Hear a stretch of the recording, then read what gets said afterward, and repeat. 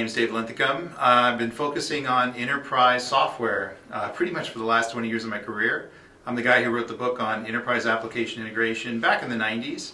I've been a CTO of several product companies, but most recently I've started a consulting firm called Blue Mountain Labs, and what we do is focusing on leveraging innovative technologies such as cloud computing, service-oriented architecture, and big data in the context of enterprise, solving business problems for the enterprise.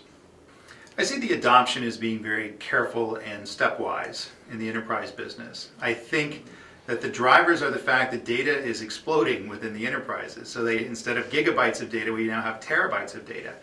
And the executives and the decision makers in the company are demanding that that information be analyzed and understood so they can make proper decisions. So the reality is that big data is an answer to that. It provides us with the capability to get the answers from gobs and terabytes of data that exist within our data centers today, and do so at a speed that was yet unheard of. So the big data movement provides us with these capabilities to drive us into the analytical sphere so we can make sense of the information that already exists within our enterprise, and I think it's about time. So ultimately, we have traditional data sets that exist within the enterprises. Those aren't going away. The Oracles and the IBMs and the Sybases, they're going to be there.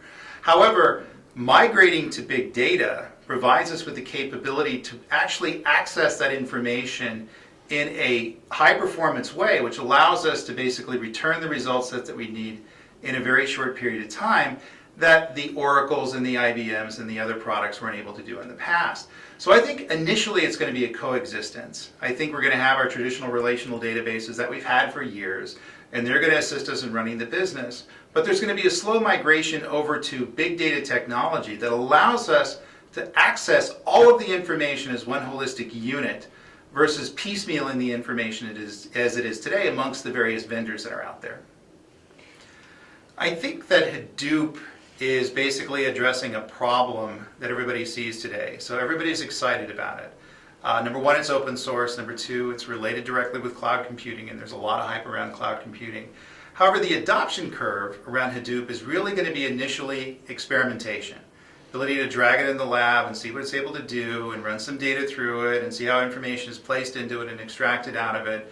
And it's going to be a very geeky exercise ultimately, in a good way.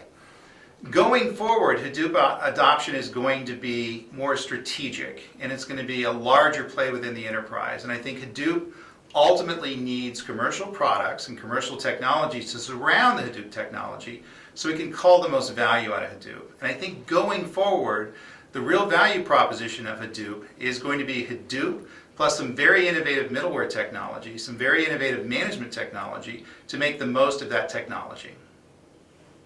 Yeah, I'm looking at big data as terms of how it relates with emerging best practices in service-oriented architecture and how big data can work and play well the emerging technology around cloud computing. Seems like the hype triad right now.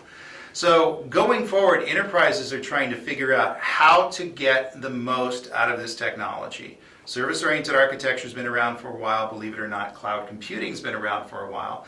But NoSQL, big data, Hadoop, those sorts of movements is really technology that's come upon us recently that goes slightly askew of the existing relational database technology we have today. So my focus is how all this technology works and plays well within the enterprise to bring the most bang for the buck and the better cost efficiencies to the enterprise. The ability to find information you need to make core decisions, the ability to scale those resources to huge levels without a parallel rise in cost, and ultimately how that information is brought back within the existing enterprise and integrated within the existing resources using best practices around service-oriented architecture.